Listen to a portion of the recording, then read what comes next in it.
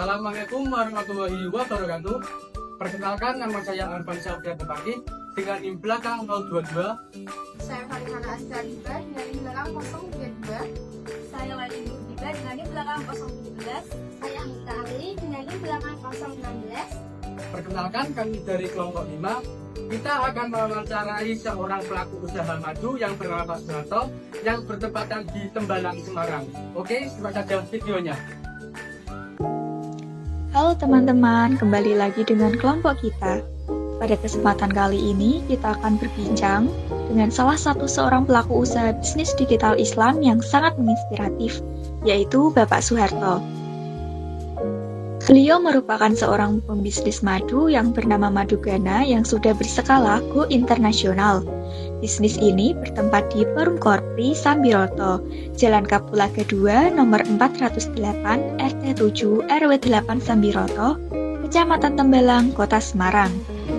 Mari kita dengarkan kisah perjalanan beliau.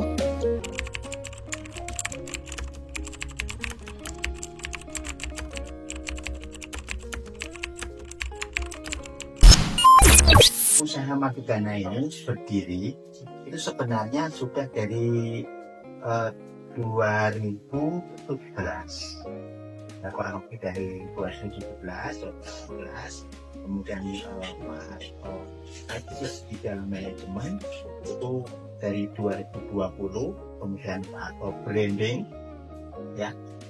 Awalnya perusahaan ini atau usaha Madugana ini hanya petani biasa yang dilakukan secara konvensional karena hasilnya kemudian dibeli oleh orang-orang gitu. Kemudian agak besar dibeli oleh corporate perusahaan. Itu belum ada nama, belum ada label. Kemudian setelah Pak Harto bergabung di dalam manajemen, Pak Harto memberikan sebelum kita mulai saya kita kembangkan seperti ini, kemudian diakui mulai dari branding pertama, brandnya, mereknya, kemudian yang kedua legalisasinya, kemudian yang keempat ini bagaimana bisa menjadi satu.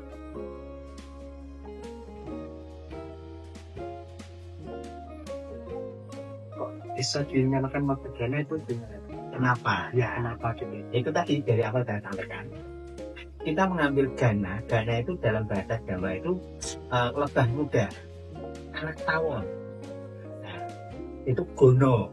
Pernah dengar kata-kata gono? Apa itu? Ya, harta kan. Kalau kita dengar gono gini, itu harta, kekayaan. Nah, gono di sini artinya adalah anak lebah muda. Lebah muda itu gono. Kemudian kalau dalam bahasa kedepannya adalah kesejahteraan. Usaha Madugana ini berdiri pada tahun 2017. Kemudian Bapak Suharto terjun dan membranding di dalam manajemennya pada tahun 2020. Usaha Madugana ini awalnya hanya dilakukan oleh petani biasa secara konvensional. Kemudian hasilnya dibeli oleh banyak orang dan beberapa perusahaan. Pada waktu itu, madu tersebut belum ada spesifik namanya. Kemudian, Bapak Suharto bergabung untuk membranding produknya, legalitasnya, dan bagaimana madu tersebut bisa menjadi suatu kepercayaan dan pilihan bagi masyarakat. Gana dalam bahasa Jawa yaitu anak lebah muda atau yang disebut juga dengan gono gini, seperti yang sudah dijelaskan Pak Suharto di dalam video tersebut. Dalam bahasa Sanskertanya yaitu kesejahteraan. Jadi kita ingin membawa kesejahteraan bagi pengusaha muda. Kita akan mendidik generasi muda untuk menjadi pengusaha muda yang sukses melalui usaha Madugana ini. Beliau juga menjelaskan nilai utama yang ditawarkan dalam platform digital. Sebagai seorang produsen, beliau memfasilitasi pengusaha muda menjadi distributor agen yang sistem pemasarannya melalui digital online seperti Bukalapak, Shopee, dan lain sebagainya. Untuk nama websitenya yaitu Madugana Official. Sedangkan untuk nama agennya, Pak Harto tidak membatasi karena produknya sudah go internasional. Yang pengirimannya juga sudah sampai ke beberapa negara seperti Arab, Cina, Malaysia, bahkan Jepang. Usaha Madu Ghana ini menargetkan supaya masyarakat mengetahui madu yang berkualitas itu seperti apa. Di dalam wawancara tersebut, Pak Soeharto juga memberikan tips and trik cara membeli madu. Yang pertama, ada kenali orangnya. Pastikan Anda membeli madu dari penjual atau produsen yang terpercaya. Hal ini membantu memastikan bahwa produk yang Anda beli memiliki kualitas yang baik.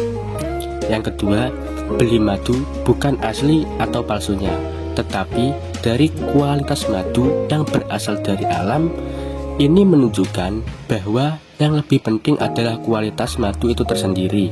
Madu alami biasanya memiliki kandungan yang baik untuk kesehatan dibandingkan hanya fokus pada keaslian tanpa melihat kualitas sebenarnya. Sumber daya yang paling penting dalam usaha ini ialah yang pertama, yang paling penting adalah kemauan. Berapapun modalnya, kalau tidak ada kemauan dan komitmen tidak akan terlaksana. Niat dan kemauan menjadi kunci utama dalam menjalankan bisnis. Yang kedua, bagaimana membangun jaringan, mengembangkan jaringan dan merawat jaringan. Kegiatan membranding dan marketing produk merupakan kunci sukses dalam berwirausaha. Prinsip keadilan dalam bisnis tersebut adalah usaha bisnis ini lebih memprioritaskan bisnis kekeluargaan daripada bisnis oriented. Beliau menerapkan sistem penjualan ada beberapa level, yaitu distributor, stokis, agen, reseller, dan konsumen. Dan di manakah letak keadilannya? Sebagai distributor merupakan ring bisnis awal. Bergabung, distributor harus mempunyai modal sebesar 15-20 juta. Stokis dengan modal 5-10 juta. Agen dengan modal 2-5 juta. Reseller dengan modal 500-1 juta. Dan jika belum memiliki modal, maka akan menjadi konsumen. Tantangan usaha Madu Ghana yaitu yang pertama dari segi produknya. Produk madu sangat banyak, jadi banyak kompetitornya. Yang kedua, madu berasal dari produk alam, jadi kita tidak bisa memprediksi alam. Apabila musim hujan, kadar air agak tinggi yang mengakibatkan lebahnya malas untuk keluar karena hujan. Hal ini akan mempengaruhi kualitas dan kuantitas madu tersebut. Pada musim kemarau, produksi juga menurun karena banyaknya tanaman yang kering. Saran bagi mahasiswa yang memulai bisnis digital adalah waktu luang kuliah bisa dimanfaatkan untuk berbisnis. Kuncinya yang utama adalah niat, kemauan, di situ pasti ada jalan. Serta menerapkan prinsip sapa, salam, doakan dalam memulai suatu usaha.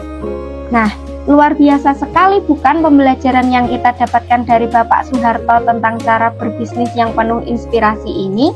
Semoga dari penjelasan tersebut bisa memotivasi kita semua untuk terus berusaha, untuk terus menjadi pebisnis yang mengutamakan kualitas, kuantitas, keberkahan, dan kemanfaatan bagi sesama. Terima kasih sudah menonton vlog kita.